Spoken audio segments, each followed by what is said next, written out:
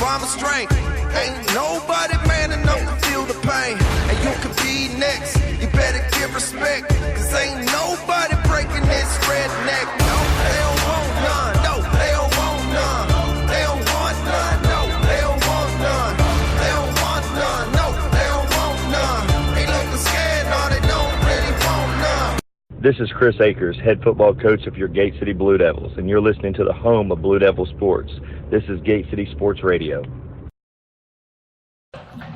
Good afternoon, ladies and gentlemen, wherever you may be and however you may be listening to us.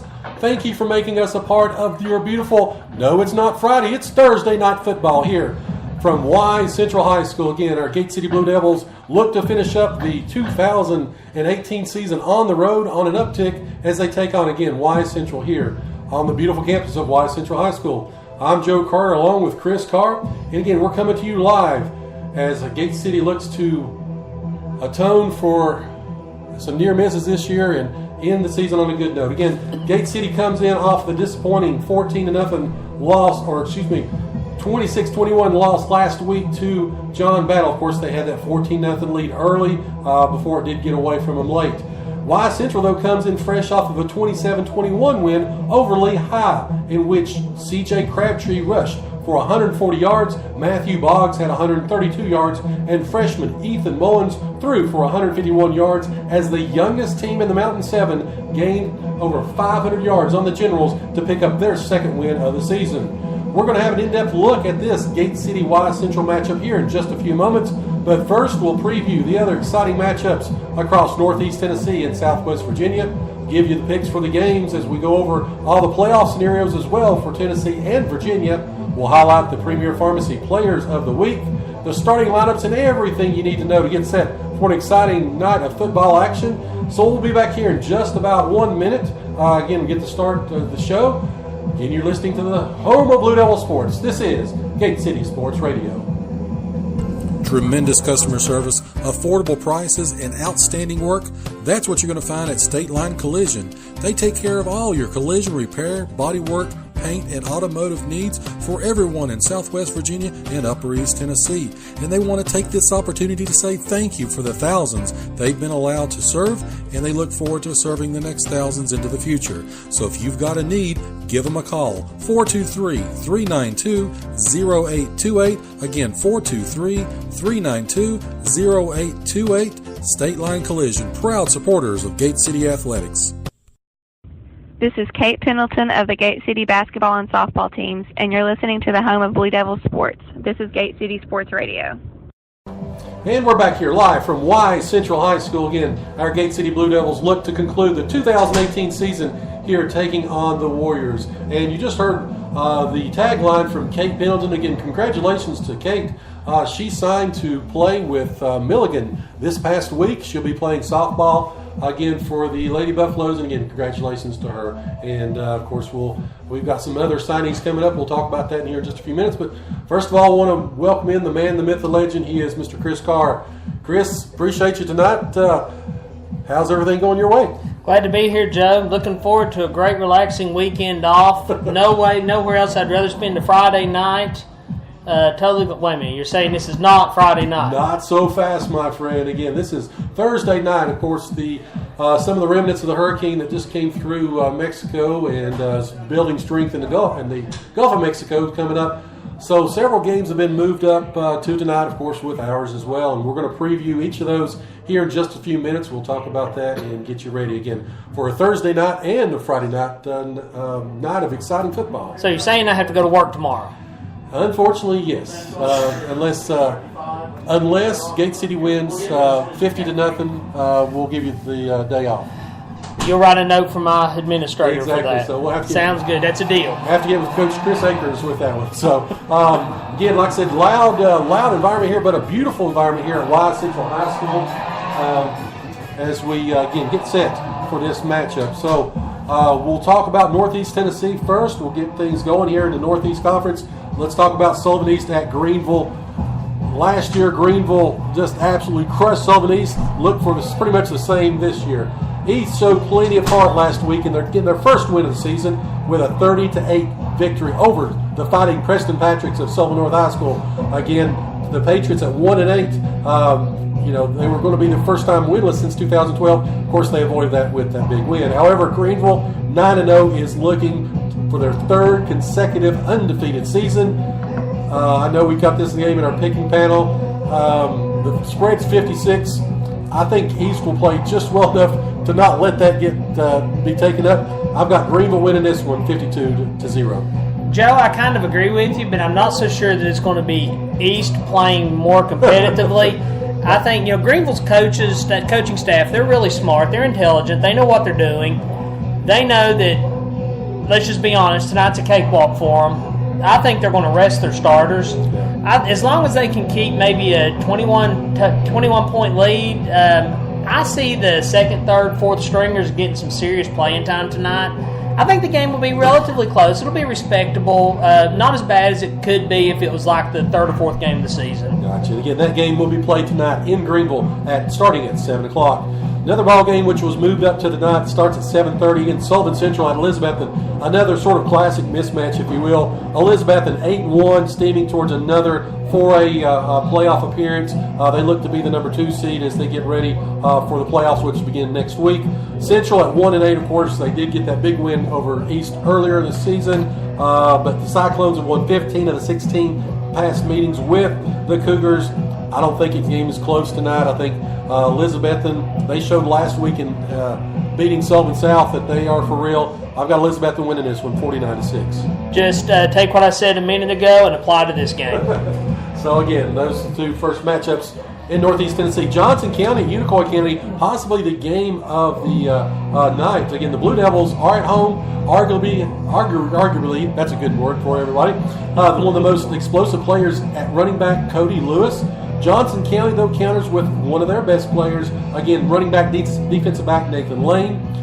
Unicoi County has scored at will over the last 5 weeks, averaging just over 43 points. Johnson County, though, they like it on the defensive side. They've given up just a total of 30 points over their last 5 contests. Most of the time, defense wins out. However, I've got Unicoi County winning a close ball game, 28-24. This is one of those games where I purposely went against you. I've got to make up some ground in our picking panel. I took Johnson County just to be different. They're a good team. They are. They could upset Unicoi County. And, we talked about them last week. It's probably one of the better teams that nobody's talking about. One of the best defensive teams in the region. Unicoi County, though, I think they've just gotten a little bit too much in terms of the offense. I've got them with the win. So let's talk about a few other games really quick in Northeast Tennessee. A game that I know is close to your heart. For the first time in a quarter of a century, the Dobyns-Bennett Indians will not be playing in the postseason. They take on Jeff County tonight. Dobyns-Bennett with a 3-6 record. I do have them winning the football game 31-20, but again, as an alumni, a famous Dobyns-Bennett follower, again, this game will be tomorrow night, actually. But what's going on with Dobyns-Bennett? You have those down cycles. Every streak has to end at some point. I'm not giving up on my Indians. They're just going to look to basketball season early. Looking to basketball again. That ball game will be played tomorrow night, 7:30 at J. Fred Johnson Stadium. Happy Valley in South Green. Again, Happy Valley quarterback Dakota Cochran. He has played extremely well. Right now, he's posting about 1,400 yards passing. I think that Happy Valley, even though they have to shake off those early losses in the season, I think they take on South Green, and I think they knock them off 29-14. Going all around the region, Daniel Boone with Cherokee tonight. Again, Daniel Boone coming off that emotional loss to Davy Crockett last week. I think they kind of get rid of the cobwebs. I think they make themselves feel a little bit better as they go in to next week's 5A playoffs as the number 2 seed. I think they handle Cherokee 35-7. You know what I said about Greenville and Elizabethton? Ditto. Davy Crockett, again, 9-0, one of the top teams in 5A.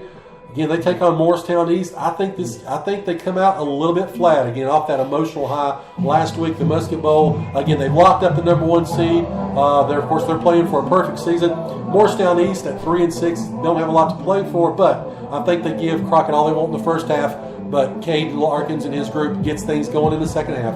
I've got them winning going away, 40-20. I think Crockett's better than 20 points over Morristown East, but like you said, a little bit of a letdown. I also think they're looking for the playoffs. They're not going to risk injuries late in the game. At least I hope they don't risk injuries late in the game. So I think this one will be a little close.